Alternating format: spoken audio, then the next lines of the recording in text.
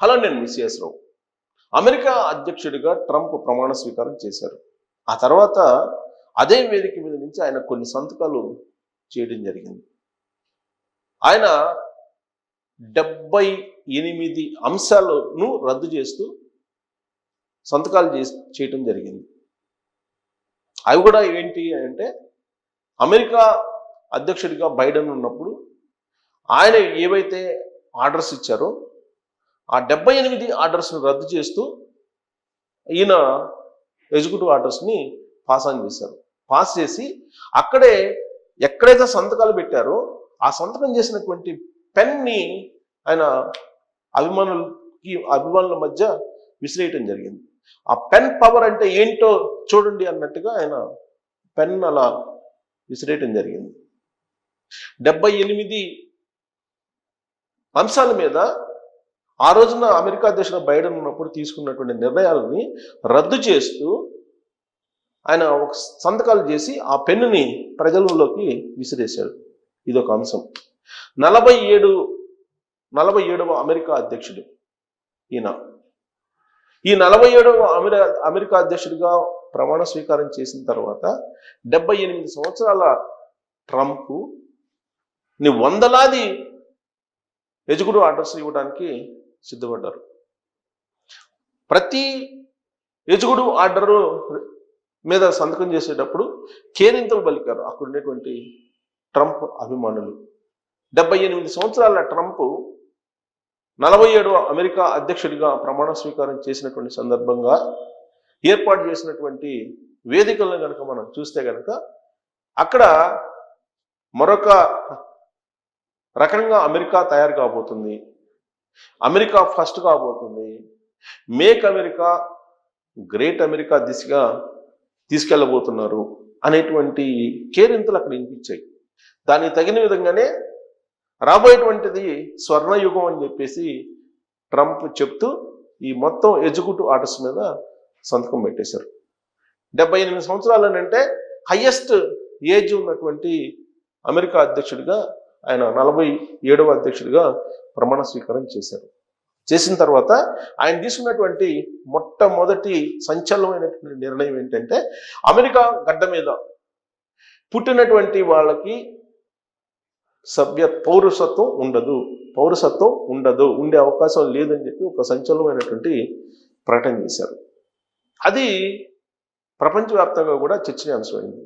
కారణం ఏంటంటే, ఇప్పటి వరకు అమెరికా గడ్డ మీద డెలివరీ అయితే కనుక పుట్టినటువంటి బిడ్డకి అమెరికా పౌరసత్వం ఆటోమేటిక్గా వచ్చేస్తుంది. కానీ ఇప్పుడు ఆయన రివర్స్లో ఎట్టి పరిస్థితుల్లో కూడా గ్రీన్ కార్డు హోల్డర్స్ అంటే సిటిజన్షిప్ ఉన్నటువంటి వాళ్ళకు పుట్టినటువంటి బిడ్డలకు మాత్రమే, గ్రీన్ కార్డు ఉన్నటువంటి వాళ్ళకు మాత్రమే, వాళ్ళకు పుట్టినటువంటి బిడ్డలకు మాత్రమే పౌరసత్వం ఉంటుంది, మిగతా వాళ్ళకు ఉండదు అన్నారు. దీంతో H1B వీసాల మీద ఉన్నటువంటి వాళ్ళు చాలా మంది ఉన్నారు, H1B వీసాల మీద. అలాగే స్టూడెంట్స్ వీసాల మీద వెళ్ళినటువంటి వాళ్ళు కూడా అక్కడే స్థిరపడి ఉన్నటువంటి వాళ్ళు ఉన్నారు. అలాగే అనేక రకాలుగా బోర్డర్స్ దాటుకొని వెళ్ళినటువంటి వాళ్ళు కూడా ఉన్నారు. మెక్సికో నుంచి లేదా ఇతర దేశాల నుంచి బోర్డర్ దాటి రావడానికి ఒక యాప్ ఒకటి ఉండేది. ఆ యాప్లో దరఖాస్తు చేసుకుంటే కనుక వాళ్ళు బోర్డర్ దాటి వచ్చేటువంటి వెసులుబాటు గతంలో ఉండేది. దాన్ని కూడా ఎగ్జిక్యూటివ్ ఆర్డర్ తోటి ఆయన క్యాన్సిల్ చేశారు. ఇక పనామా, అది కూడా తమ స్వాధీనం చేసుకుంటాము అనేటువంటి యాంగిల్లో ఆయన ఎగ్జిక్యూటివ్ ఆర్డర్స్ ఇచ్చారు. ప్యారిస్ ఒప్పందాన్ని పక్కన పెట్టారు. అసలు మరొక సంచలనమైన నిర్ణయం ఏంటంటే, WHO వరల్డ్ హెల్త్ ఆర్గనైజేషన్ నుంచి పక్కకు తప్పేశారు. అసలు వరల్డ్ హెల్త్ ఆర్గనైజేషన్ అవసరమే లేదు, దాంట్లో సభ్యత్వం అవసరం లేదు అమెరికాకి అని చెప్పేసి ఒక ఎగ్జిక్యూటివ్ ఆర్డర్ పాస్ చేశారు. ఒకప్పుడు ఆయన ఫస్ట్లో అమెరికా అధ్యక్షుడు అయినప్పుడు ఐక్యరాజ్య సమితి అనేది అదొక టైం పాస్ క్లబ్ అని చెప్పేసి కామెంట్ చేశారు ఐక్యరాజ్య సమితిని. అలాంటి ఆయన్ని యుఎన్ఓనే కామెంట్ చేసినటువంటి ఆయన ఇప్పుడు వరల్డ్ హెల్త్ ఆర్గనైజేషన్ నుంచి కూడా బయటకు వచ్చేసారు. అంతేకాదు, రాబోయేటువంటి రోజుల్లో అమెరికా ఏ దేశానికి సహాయం చేయదు, అలాగే స్వయంగా ఉత్పత్తులని ఆయిల్ నిల్వల్ని పెంచుకోబోతున్నాం అని చెప్పి కొన్ని విధానపరమైనటువంటి నిర్ణయాల్ని బయటపెట్టారు.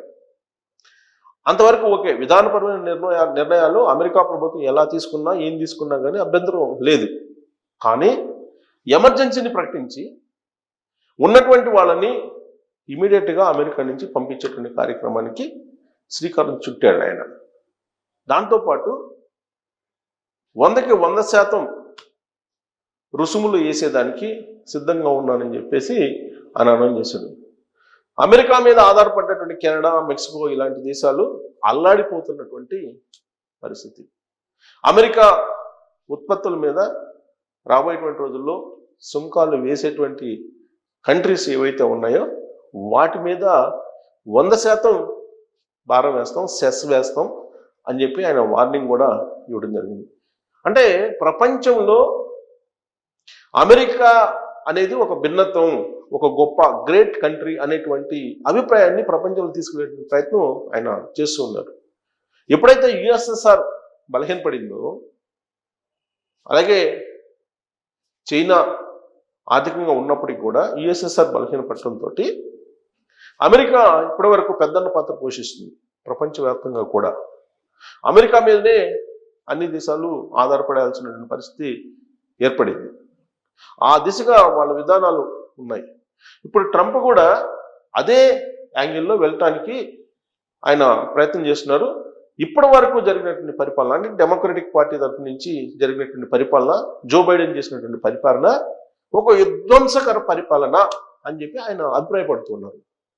అసలు చరిత్రలో, అమెరికా చరిత్రలో ఇలాంటి దారుణమైనటువంటి పాలన మరొకటి ఉండదు అని చెప్పి ప్రస్తావించారు. అందుకే జో బైడెన్ తీసుకున్నటువంటి అన్ని నిర్ణయాల్ని ఒకేసారి ఒకే రోజు ఫస్ట్ డే మొత్తం రద్దు చేసిస్తాడు ఆయన. ఇలాంటి పరిణామం చూస్తే మనకి ఏమనిపిస్తుంది అంటే 2014 నుంచి 2019 వరకు చంద్రబాబు నాయుడు గారు ఆంధ్రప్రదేశ్లో ఏ విధంగా అయితే ఆ రాష్ట్ర అభివృద్ధి కోసం ఫౌండేషన్స్ వేశారో, ఆ ఫౌండేషన్స్ అన్నింటినీ కూడా 2019లో జగన్మోహన్ రెడ్డి గారు అధికారంలో రాగానే ఫస్ట్ డే ప్రజావేదిక కూల్చివేత దగ్గర నుంచి ప్రారంభించారు. ఆ తర్వాత రివర్స్ టెండర్స్ అన్నాడు, మొత్తం రివర్స్ యాంగిల్లో తీసుకెళ్ళాడు పరిపాలన. సేమ్ టు సేమ్ అదే తరహాలో అమెరికాలో కూడా అమెరికా అధ్యక్షుడు ట్రంప్ ఆ దిశగా అడుగులు వేస్తున్నట్టు కనిపిస్తుంది అనేది ఎన్ఆర్ఐలు, ప్రత్యేకంగా తెలుగు వాళ్ళు, అక్కడ ఉండేటువంటి వాళ్ళు కొంతమంది అభిప్రాయపడుతున్నటువంటి పరిస్థితి. మరి ట్రంప్ తీసుకున్నటువంటి ఈ రివర్స్ యాంగిల్ ఏదైతే ఉందో అది అమెరికాని ఫస్ట్గా నిలబెడుతుందా, లేదంటే జగన్మోహన్ రెడ్డి గారు ఏ విధంగా అయితే డిజాస్టర్ చేశారో ఆంధ్రప్రదేశ్ని, అదే తరహాలో అమెరికాని డిజాస్టర్ చేసేటువంటి నిర్ణయాలు ట్రంప్ తీసుకుంటున్నారా అనే దాని మీద కామెంట్ రూపంలో